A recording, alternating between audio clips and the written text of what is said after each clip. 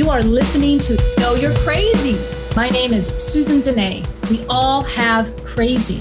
What separates us is how we choose to deal with it.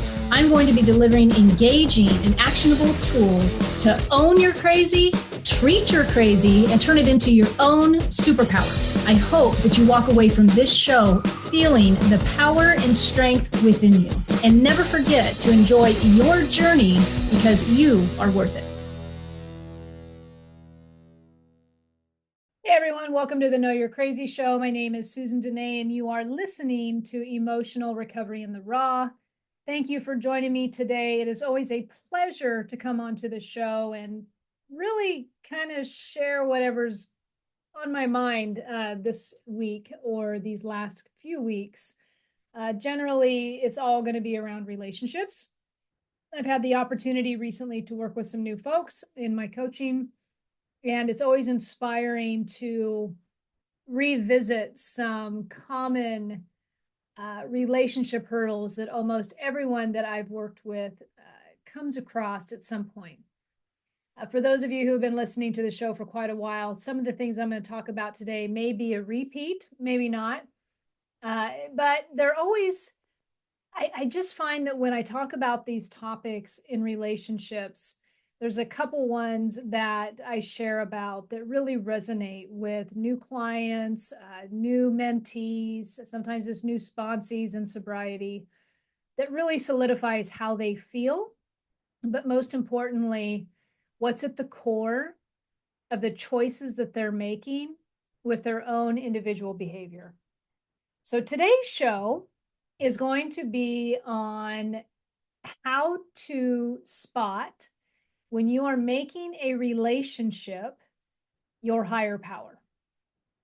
So what would that mean?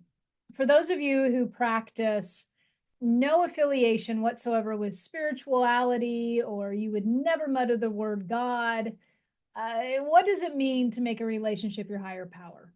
For those of you who do have some sort of spiritual foundation, that might make a little bit more sense to you.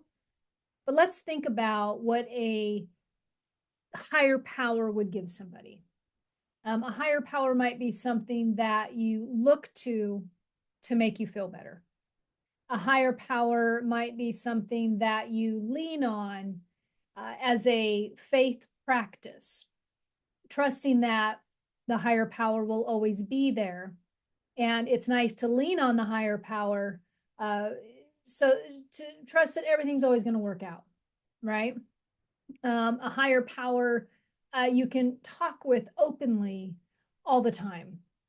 A higher power might be something that you feel is with you all the time. And a higher power, let's just face it, a higher power just makes you feel warm and cozy, and it kind of gives you that security blanket so that you know you're not alone.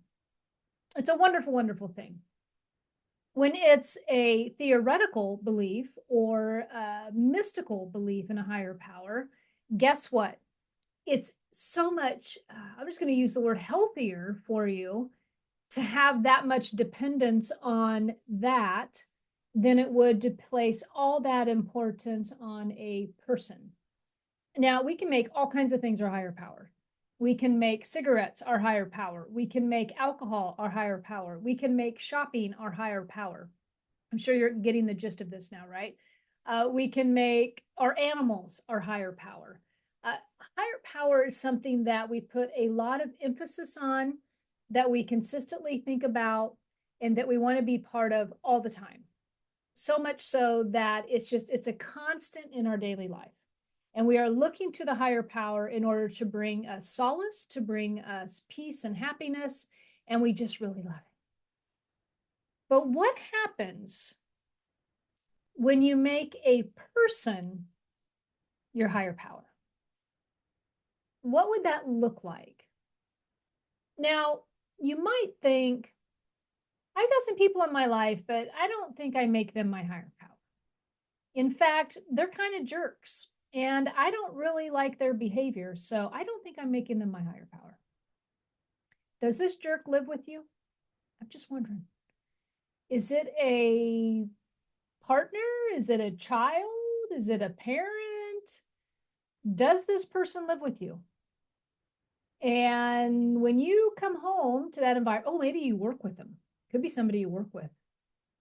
Could be somebody that's in your yoga class. But anyway, so when this person's present, do you have a hard time not taking their inventory? And what I mean by that is not constantly focusing on what they're doing and when they're doing it. I would describe it as sometimes walking on eggshells in an environment if you are making somebody the source of your focus. Now, usually, if the person makes you feel good and you make them the source of your focus and you do it consistently enough, eventually they're going to get tired of it because they don't want to be the only source of happiness for you. You're going to wear them out. Okay. You just are. If the person that is the source of your focus is the jerk, the dysfunctional, just uncomfortable personality in the room, that's going to consume you because putting that much focus on a negative impact is what you would be perceiving it to be, is going to wear you out. And the jerk person's probably going to, in some weird way, feed off of it. But in both scenarios, whether they're making you feel warm and fuzzy or they're making you feel icky, you are putting a large emphasis on them all the time. And that, my friends, is how we can make a person our higher power. Can I make a decision without thinking about you when I'm in the house? Can I talk freely without worrying about what you're going to say? Keep in mind, if you are really loving this person because they're loving and you just want to gobble them up, you love them so much. Sometimes you watch your words even more because you want to impress them or you want to make sure that they approve of you, right? If it's somebody who's angry and aggressive and argumentative and just, hard to be around in that respect, then you're watching your words and your actions and your behaviors in order to path of least resistance. Maybe if I behave this way, they won't react. Maybe if I read the room a little bit better, they won't react. Maybe they will make everybody else's existence tonight in this particular house easy. Okay. Once again, we're taking somebody and we're making them our center of our focus, and we're placing a lot of dependence on them that they behave a certain way in order for us to feel complete. That's what making somebody your higher power is all about. We end up consuming ourselves so much with how they look, how they behave, what they say, and their attitudes and their behavior that we literally set aside our own authority, our own sense of ownership within ourselves. We set that to the side in order to put them first. I will move after I know what they're going to do. I will say something after I have read the room and understand what their behavior is going to be first. Now, those of you who may have been brought up in a dysfunctional home, which is probably the majority of us on some level, especially if you were raised in alcoholism or any sort of mental illness, you were likely raised in an environment where somebody was sucking the air out of the room consistently. And most of the chess players in the room were constantly moving around the board in order to find out the best way to navigate the environment in order to emotionally and mentally survive. And different pawns play different games in the family. So that could be part of your scenario. So a lot of us were raised, I was raised in an alcoholic home. And today in hindsight, I know a lot more about my near and dear family to my heart, to where I have a different perspective. But when I was in it, it was very much reading the room for the alcoholic's behavior. Were they going to come home a happy drunk today, or were they going to be an angry drunk today? Were they going to, slam around things in the house, or were they going to go pass out in the back bedroom? And so growing up in that type of environment, you quickly learn, I'm going to adjust myself and what I'm going to do with me after I find out what they're going to do first. Once again, the personality, whoever you're choosing, is now become your higher power. Okay. I'm putting all of my dependence of how I want to show up in this environment based on how they're going to be. All right. So I started out the show saying that sometimes there's certain topics that I will talk about with clients consistently. Like it'll always come up because we talk a lot about relationships. And so the other one that you've heard me talk a lot about is the emotional jacket. And so for those of you who are new to listening to the show or who haven't heard the whole story with the emotional jacket, I'll give you a little bit of history on it and then I will explain it. Because literally the tools that I'm going to be giving in the show today is how to help you take somebody out of the higher power position. It just popped in my head. Maybe it's a lower power position, but either way, you're consumed by them.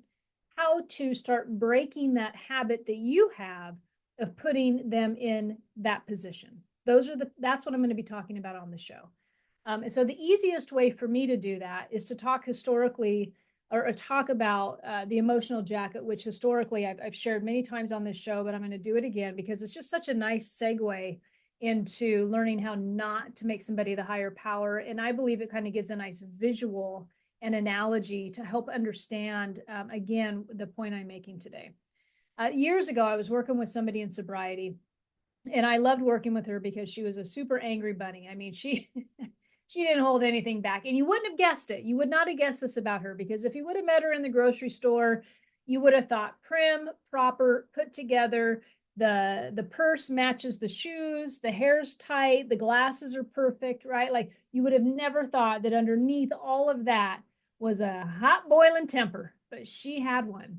And she was angry. But I love working with angry people because with an angry person and a willing angry person who wants to look at themselves will give you so much inventory to work with that it's really quite a fascinating transformation to witness. And she was one of these people. So when we would meet and we would start working together, she would have a lot of complaints about her family. And she had some daughters that were young adult daughters, old enough to be out of the house, but probably like mid-20s. And she was early recovery of sobriety, and her husband was a practicing alcoholic. She was early sobriety. So imagine these children were probably just raised in some stuff, right? Whether it was not necessarily abusive, but a lot of times in alcoholic homes being brought up, there's going to be some level of emotional neglect and things that go on. Just, it's going to happen. So her children had 3 children, and one of them was just like her, super angry and willing to take mom's inventory whenever she could. And then she was always having this battle with the child. And then, the youngest, he was kind of off doing his thing, kind of experimenting. And then you have the other role the other child played, which was kind of just kind and loving and never really made much of anything, right? So you have these 3 kids, and she was always talking about, the anger and the frustration, especially dealing with the one who was just as angry as she was, I think. But she was also talking a lot and sharing a lot about her alcoholic husband, who she felt a little righteous. I'm sober, he's not. I don't know how much more I can do this. And she would talk about when she would get home in the condition that he would be in. And this particular topic came up a lot. Now, the difference in mentoring or sponsoring in sobriety and say a therapist is in sobriety, sometimes, we're just alcoholics working with one another. There's, we say things very deliberate sometimes because sometimes you're just talking to such a strong self-will. And in order to kind of break through that so that they can have some sort of an enlightening moment, you have to be kind of direct. At least I always, that's kind of my style. And so as I would work with her on this, I knew that there was becoming a pattern. It was a pattern of resentment. It was easy to take other people's inventory. Did you ever have anybody in your life that their behavior was so out loud that it was really easy to complain about them? So easy to complain about them that it would take anything of your part of what your actions were concerning this relationship and kind of make them look like all easy, like nice, like nothing's going on there, because this other person was so easy to focus on because their struggle, maybe they were louder about it, maybe they were still stuck in cycles of addiction, like whatever it was.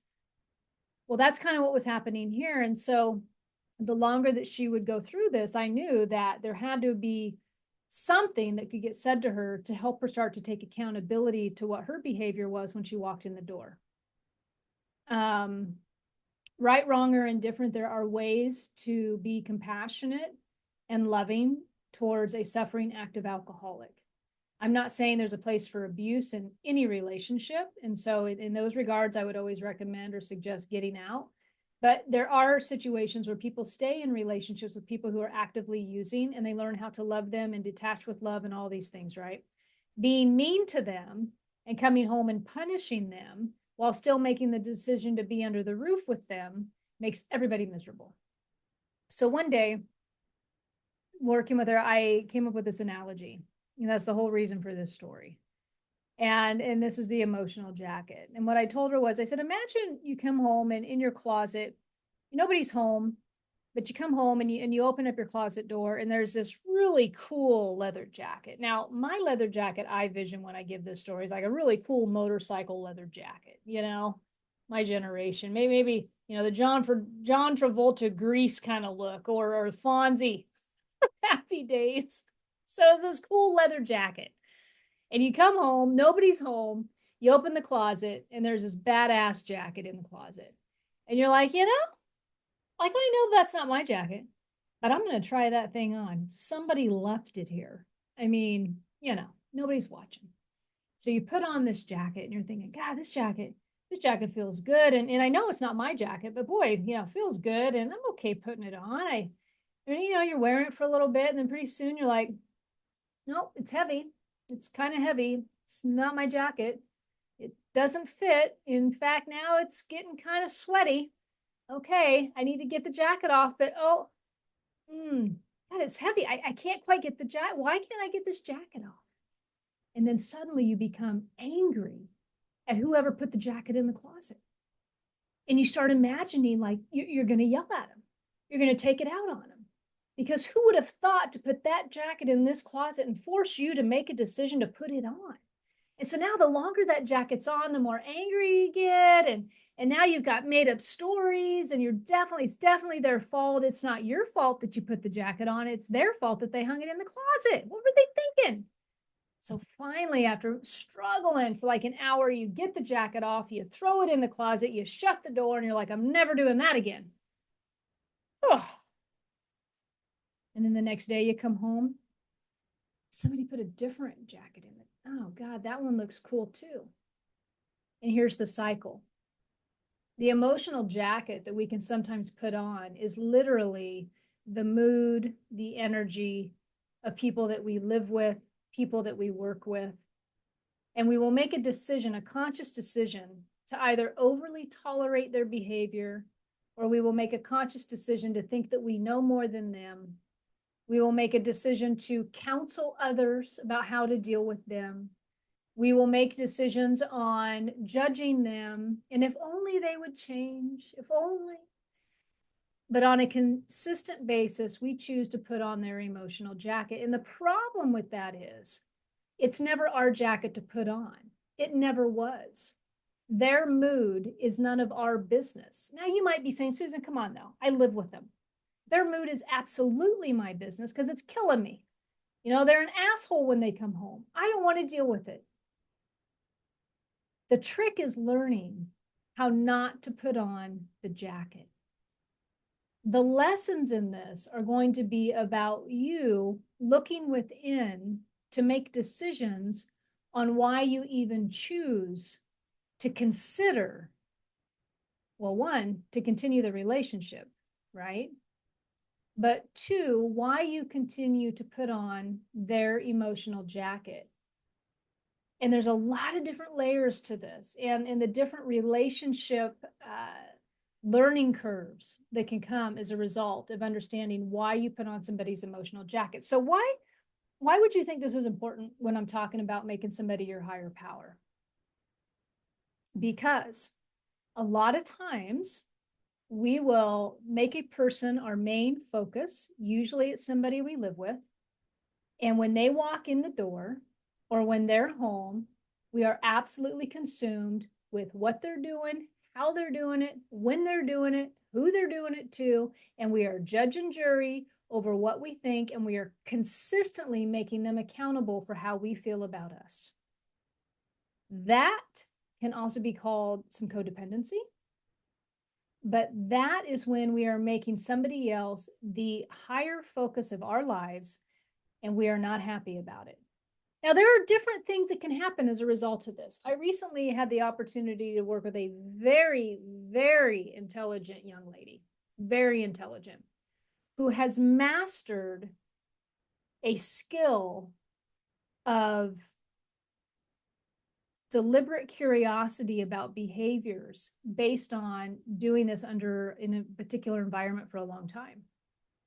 And it's really fascinating to work with her, which is part of the inspiration for the show tonight, is how even though we are in these environments, a lot of times we are learning how to shift, how to read the room. Some of us actually go to school over this stuff. I mean, I'm thinking maybe this is how psychotherapists are born, right? But for the majority people, we're kind of winging it. And sometimes our winging it, the best we've got is yelling and fighting. The story that I gave in the beginning when I was talking to her about this emotional jacket and in those beginning phases of working with her about this, that's what was happening under her roof. There was a lot of yelling. There was a lot of arguing. She couldn't help herself but put on her alcoholic husband's emotional jacket when she walked through the door. She dreaded coming through the door to walk into the energy. And so one by one, I got to work with her about learning how to dismantle the jacket and how to learn not to do it. So the number one trick in not making somebody your higher power and learning about the emotional jacket is really spotting when you're doing it. Okay. Starting to understand, well, number one, identify the relationship in your life. If you're watching this show right now and something that I'm saying is resonating with you with a particular relationship in your life, just take note of that. Who is it? Who is it? And now I want you to take note, when does it happen the most? Is it when you see this person when you first get home? Is it somebody that you walk into the office and they're sitting there? Maybe it's a boss's influence on you. Trust me, I've had a boss be my higher power before. Just consumed me. When is it happening? Because the first thing that I always talk about sometimes in regards to this particular topic is identifying when you're doing it. And I'm going to say why you're doing it, but I don't want you to go down the rabbit hole with that, because if you get too much into psychoanalyzing, then it gets into justifying, and then it's a whole thing. All I want you to do is say, yep, this relationship comes to mind for me. Yep, this is when I do it. And then to kind of seal the deal on that, how often do you spend thinking about them? If it's daily and the thinking about them feels more stressful than not, then this show is for you. Okay? Because usually a positive, healthy relationship that you think about, you do not become overly obsessed in a bad way about, right? Like it's a fulfilling relationship. It's a joyful relationship. There is no attachment to it out of fear, is what I'd like to say. Okay. So once you identify the relationship and you say to yourself, okay, this is somebody who does it. And then you say to yourself, when does it happen? It's really important to understand when it happens, because all of us have different trigger points. There's a very good high performance coach by the name of Brendan Bouchard who talks about shifting gears before going from one environment into another environment. So for example, you're coming home, you've been working all day long. Maybe I'm in an office some days and, bugging out at the screen, dealing with people, whatever. And then you come home, you sit in your driveway and you're about to walk into the house and you've got family, maybe you've got a spouse, maybe you've got animals, but people are generally hoping to see you, hopefully, right? But it's a different gear, right? You're going from work gear into family gear. And so there's a moment where you have an opportunity to pause. And you can pause and shift gears and kind of set the intention for when you walk in. A lot of times when we end up putting on emotional jacket of other folks is when we do not set that intention and center ourselves. Remember what I talked about, taking your authority, and really centered our authority and said, okay, now, okay, I'm going to walk into the home. This is the intention. This is what I want to experience. We just go in. We're getting groceries out of the car. We're putting the cell phone in the bag. Or, maybe we're on the phone. We're not even engaged. We're not even present because we're talking, we're moving. We walk into the house and boom, there it is. And if there's somebody in that house that you've made your higher power, or somebody in that house that consistently disappoints you, guess what? You're in for probably a little bit of emotional jacket wearing. So spotting when it happens. Does it happen when you first come home? Does it happen on the weekends? Does it happen in the morning? Does it happen when you walk into the office? Like, when is it that you get pulled to really walk differently because of the presence of this individual? Spotting when it happened is really important. And the reason why it's important to spot when it happens is because, just like I gave a little, insight into there where you can pause, set the intention, and then walk in, there's different things you can do that can help so that this emotional jacket doesn't become overwhelming for you. Okay, once you realize, hey, this is happening, this is when I do it. What happens when you just walk into it, the jacket's on, it's just thrown on you? Do you guys ever see that movie Mask with Jim Carrey? It's like he switches and boom, the mask is on. It's kind of like that. Sometimes you're throwing on the jacket, you don't even know it's on. It's such a habit. It is such an exchange of energy with this person, like you don't even realize it's gone on, and then it's on. And so now you've heightened your awareness and you're aware, hey, I'm wearing somebody's emotional jacket. I'm wearing his emotional jacket. Or I'm wearing her emotional jacket. Oh my God, I already put on the jacket. I didn't mean to put on the jacket. How do I get the jacket off? Okay. How do I get the jacket off? One of the best tips that I can give on how to remove the jacket is remove yourself from the environment. And that might just mean stepping away to a separate bedroom, a bathroom, closing the door, and once again, setting the intention to start to take your focus less on them and what they're doing and start to think about, what am I doing? What am I feeling? What do I need to do in this moment? Because I've walked into the jacket, I've worn the jacket, I've come home and it's been on me all night long and I have felt miserable. And the one thing that will always bring some sense of peace in those moments is literally separating myself. Can you get out of the house and take a walk? Can you switch the mood? Whatever's going to make you feel better is what the solution would be. Okay, is what the solution would be. So now you have walked in, you've identified the relationship, you identify when you put on the jacket, and identify when you put on the jacket is kind of a big deal. I want you guys to really think about that one, because sometimes you'll put on the jacket just planning a vacation, or you might put on the jacket going over the finances, or you might put on a jacket talking about doing the chores. You know what I mean? Or you might put on a jacket when you see your kid really suffering from some frustration at school, and you can't help but want to put that jacket on and feel all of that, and really try to go into over fix it mode, right? So ultimately, spotting when you do it in the scenarios is one of the most important things, because understanding that about yourself, and when you are, I'm going to use the word triggered, when you are triggered to put on the jacket, is going to be one of the best preventative steps you can do in starting to reverse the habit. Your behavior in overly focusing on somebody else becomes a habit. And until you take accountability for you and you learn how to realign with your own authority, that habit will not be broken. It will continue. It will continue. And you get to consistently ask yourself, how do I feel about me when I'm always making this person my center of focus? When I have placed this person, their behaviors, their attitudes as my higher power, is my entire being at moments consumed with anything and everything they're doing? And if the answer is yes to that, then you're somebody who gets to take a look at that and gets to work on them. Gets to work, well, you get to work on you, right? You don't get to work on them. Don't work on them. You get to work on you, because ultimately, at the end of the day, as you've heard me say on the show many, many times, if you're listening to me talk and you're still hanging in there, this is always going to come back to you. It's never going to be about the other person changing, although it'd be nice, trust me. But can we really force somebody to change? Are we really going to be able to get into their head and experience everything that they've experienced in their lifetime up to this current moment and make them change? No, we might influence, but how do we influence? We influence through our practices. We influence from not engaging. We influence from not overly focusing and breaking that habit. We influence by changing our behavior, not theirs. That's how we influence. We influence by taking our authority back and by living 100% of in our authority and saying, this is who I am and I'm okay with that.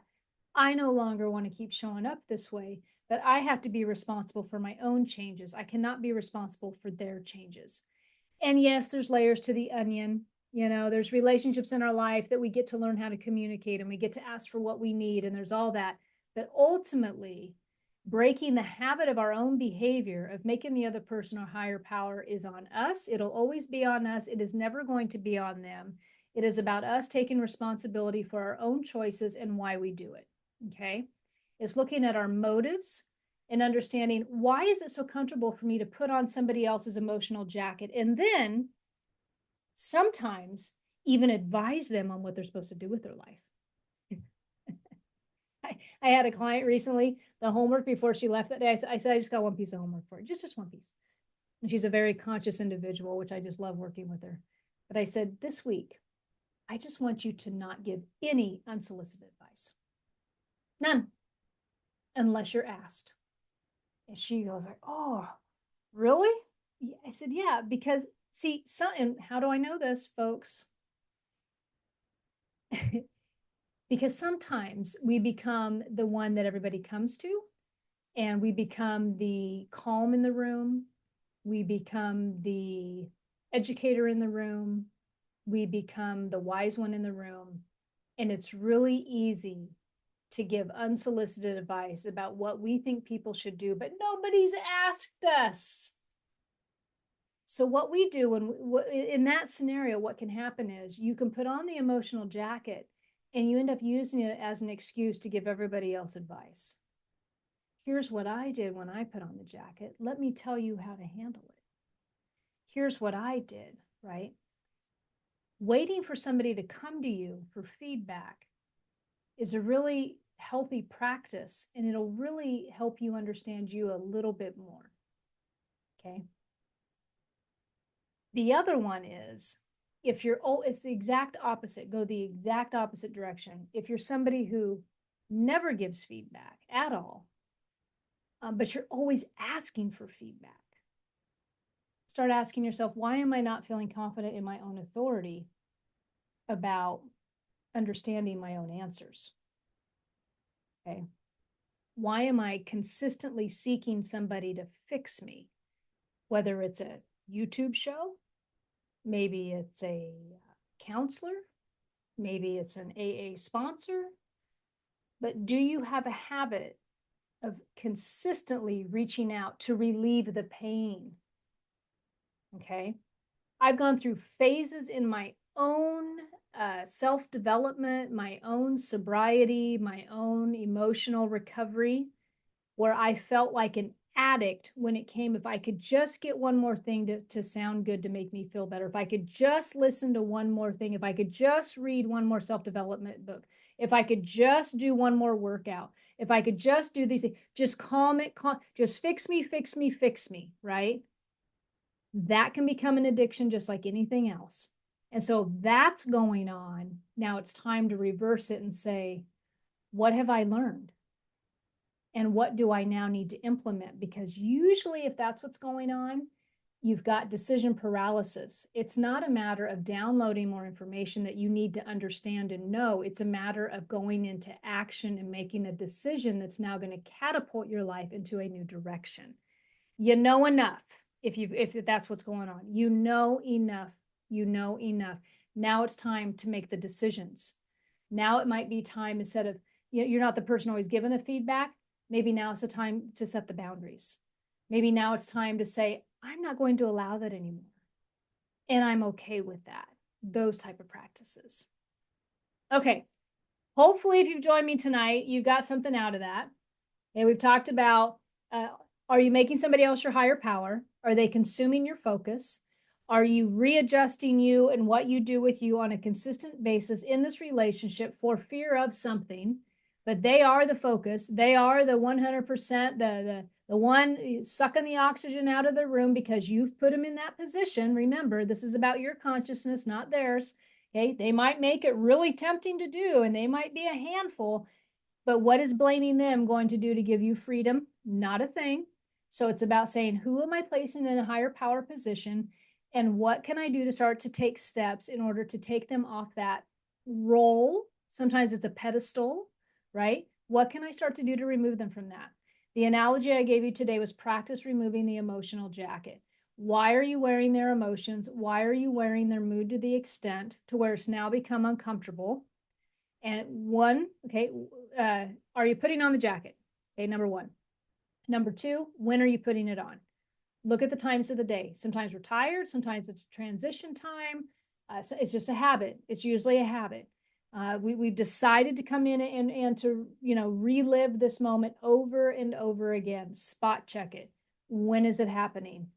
You can ask yourself why you're doing it, as long as you promise me not to go down the rabbit hole into psychoanalyzation. You don't need to open up the book on the childhood and everything else. If you're a grown-ass adult watching this video right now, then you know enough about yourself. You probably don't have to open up that can of worms, okay? Just recognize that you're doing it. And then the question is going to be, what are some steps I can take to take it off after I've put it on? And what I talked about was, you can walk out of a room, go take a walk, but start practicing a new way of being. And sometimes it's just literally recognizing and then changing your mind, okay? And then I wrapped up, which kind of surprised me. I didn't know I was going to go in that direction, but I wrapped up in, the exercise I gave one of my clients was, watch yourself this week. Don't give anybody any advice unless you're asked. And the opposite of that is, if you're always asking for feedback and you're always asking for advice, why is that? And is it time to start making I won't say monumental, that made it sound big. Is it just time to make decisions that are going to put you in a place of action instead of always listening or watching or participating in something that's going to change how you feel? Become comfortable with how you feel and then make a decision to change your life. A new decision brings in a new opportunity, a new way of being. A new decision is going to bring you the relief, the fantastic experiences that you're seeking. It's when we become stale and old and same old over and over that we start to suffer. We start to get bored. Yeah, we start to get bored. So that's today's show. So if you join me once again, I thank you. I appreciate you all. If you're looking for coaching of any sort, feel free to reach out to me at growthspurt@susandenee.com. You can also check out my website at susandenee.com. I got a couple different plans we do. We got the emotional elevation coaching, deals with a lot of kind of the stuff I'm dealing with here. And then there's high performance coaching. So sometimes we get through the emotional elevation and we pop into high performance. And that's where we talk a lot about influence and psychology, goal setting. So depending on where you're at in your journey, if you're looking for some one-on-one coaching, I'd be more than happy to help. I also coach couples, one of my favorite things to do. I love getting couples on the same page and then going for the goal setting and find out as a unit what they can do to create a better life for themselves, an exciting, fun life. I love doing that. It's a passion of mine. So that's the show. Thank you for having me, and have a wonderful, wonderful night, and see you next month. Bye. You have been listening to Know You're Crazy. Crazy. And my name is Susan Denee. We are identifying, understanding, and treating your crazy one episode at a time. Tune in to transformationtalkradio.com. To connect with me or Growth Spurt Your Life, please visit susandenee.com. That's Susan Denee, DENEE.com.